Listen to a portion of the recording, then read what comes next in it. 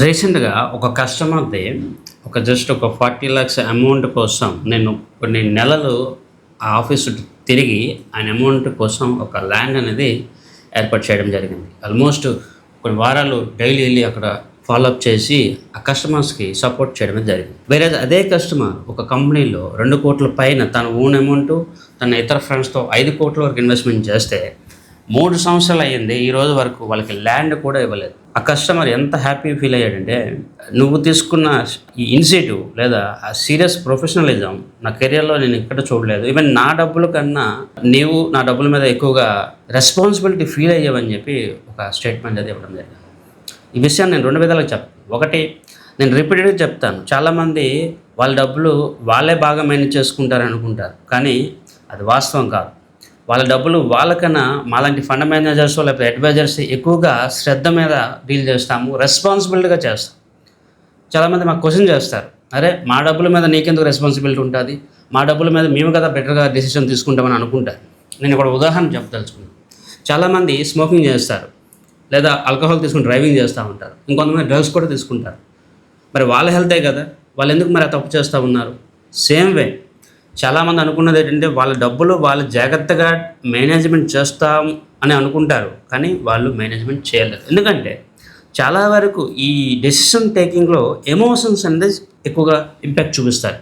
వాళ్ళు తీసుకున్న డెసిషన్స్ ఇతరులు డెసిషన్ తీసుకున్నారు, లేకపోతే ఇతరులు చెప్పారు, లేకపోతే అది నాకు నచ్చింది, లేకపోతే గతంలో రిటర్న్ వచ్చింది, ఇలాంటి కొన్ని కీ సైకలాజికల్ ఇంట్రెస్ట్లో లేకపోతే ఆ బయాస్డ్ మెంటాలిటీ చాలామంది డెసిషన్ తీసుకుంటారు తప్ప, ఫ్యూచర్ ఇలా ఉంటుంది, ఫ్యూచర్లో ఈ ప్రాబ్లం రావచ్చు, లేకపోతే ఇలాగా జరిగితే మనం ఏం చేయాలని ఒక ఆలోచన చాలామందికి ఉండదు.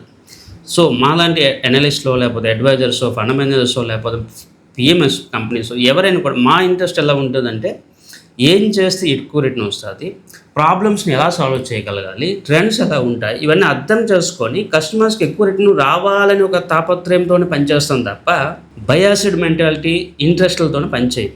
అది ఆర్డినరీ పీపుల్కి నచ్చదు.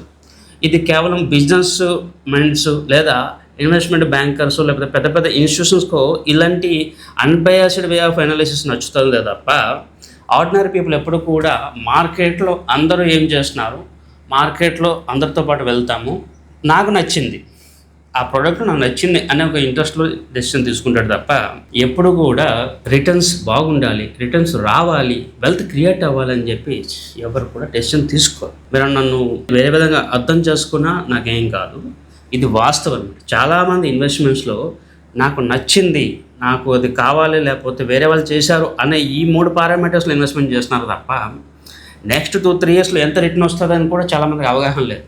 ఇప్పుడు నిన్న కాదు మొన్న ఇంకో కంపెనీ మీద కేసు ఫైల్ అవుతూ ఉంది, ఇంకో కంపెనీలో ఇష్యూ అవుతూ ఉంది. 2020 ముందు ఫ్రీలాన్స్ అపార్ట్మెంట్స్లోకి డబ్బులు పే చేస్తే ఈరోజు వరకు అపార్ట్మెంట్స్ ఇవ్వలేదని చెప్పి వాళ్ళు ఇష్యూ అవుతూ ఉంది.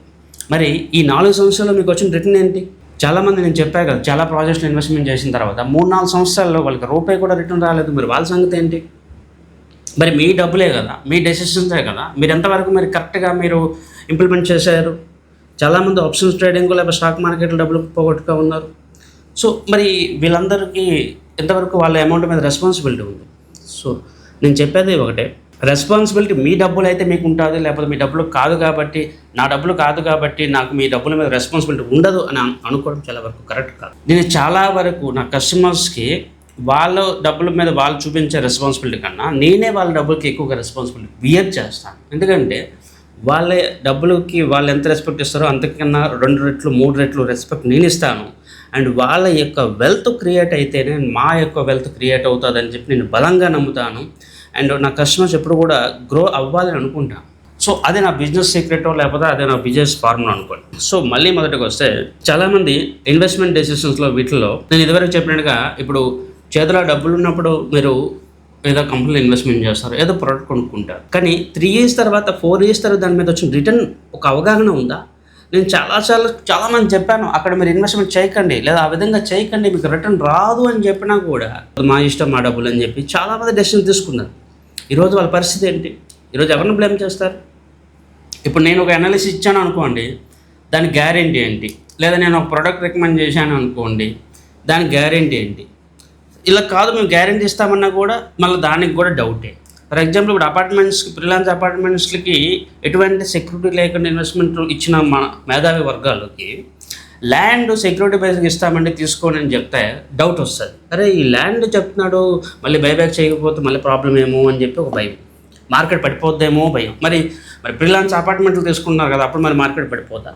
ఫ్రీలాన్స్ అపార్ట్మెంట్లకి ఎటువంటి గ్యారంటీ లేకుండా కొనుక్కుంటున్నారు కదా, మరి అక్కడ మీకు రెస్పాన్సిబిలిటీ ఏముంది? సో ప్రాబ్లం అనేది ప్రతి దగ్గర ఉంటుంది. ప్రాబ్లం లేకుండా ప్రపంచం ఉండదు. ప్రతి దగ్గర కూడా అంతా బాగున్నా కూడా సమ్ ఎక్స్టర్నల్ ఫ్యాక్టర్స్ వల్ల కూడా కొన్నిసార్లు ప్రాబ్లం రావచ్చు.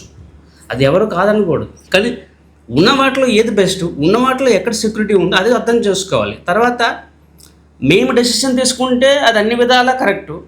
ఒక అనలిస్టు, ఒక అడ్వైజర్ చెప్తే అన్ని విధాలుగా దాంట్లో తప్పులు ఉంటాయేమో, ఫ్రాడ్ జరుగుతుందేమో అని ఆలోచిస్తున్నారు తప్ప వీళ్ళు తీసుకున్న డెసిషన్స్లో ఎన్ని ప్రాబ్లం ఉన్నా కూడా వీళ్ళకి ఓకే. అది ఎప్పుడు కూడా లాంగ్ రన్లో వెల్త్ క్రియేషన్స్కి కరెక్ట్ కాదు. కొంతమంది కొన్ని టైం పీరియడ్లో కొన్ని ఇన్వెస్ట్మెంట్లు చేయడం వల్ల రిటర్న్ వచ్చి ఉండొచ్చు, కానీ అన్ని వేళలా వాళ్ళకి రిటర్న్ రాదు. మీరు కావాలని మీరు చెక్ చేసుకోండి. కొన్ని టైం పీరియడ్లో మీరు పెట్టిన డబ్బులు, మీరు పెట్టిన ఇన్వెస్ట్మెంట్స్ మీద మీకు రిటర్న్ వస్తుంది. ఒక 2005 నుంచి 10, 10 నుంచి 15 ఆ టైంలో మీకు రిటర్న్ వచ్చింది. ఆ తర్వాత ఏమైంది? ఇంకో ప్రోడక్ట్లు ఏమైంది? ఆ కంటిన్యూటీ ఏమైందంటే ఉండదు. ఎందుకంటే కొన్ని సందర్భాల్లో అది ర్యాండమ్గా అక్కడ రిటర్న్ వచ్చింది తప్ప అది కంటిన్యూగా రాదు. ఇన్వెస్ట్మెంట్ డెసిషన్లు ఎప్పుడు కూడా ఎమోషనల్ బయాస్డ్ కాకుండా మార్కెట్ ఎలా ఉండబోతుంది, మార్కెట్ ట్రెండ్ని అర్థం చేసుకుని ఇన్వెస్ట్మెంట్ చేయడం ముఖ్యమని నేను పదే పదే చెప్తాను. అది నా ద్వారా లేకపోతే ఇంకెవరి ద్వారా లేకపోతే మీ ద్వారా ఇన్వెస్ట్మెంట్ చేసుకుంటారు పక్కన పెడితే, ఎమోషన్స్తో కాకుండా అనాలిసిస్తో ఇన్వెస్ట్మెంట్ చెయ్యండి అని నేను చెప్తాను.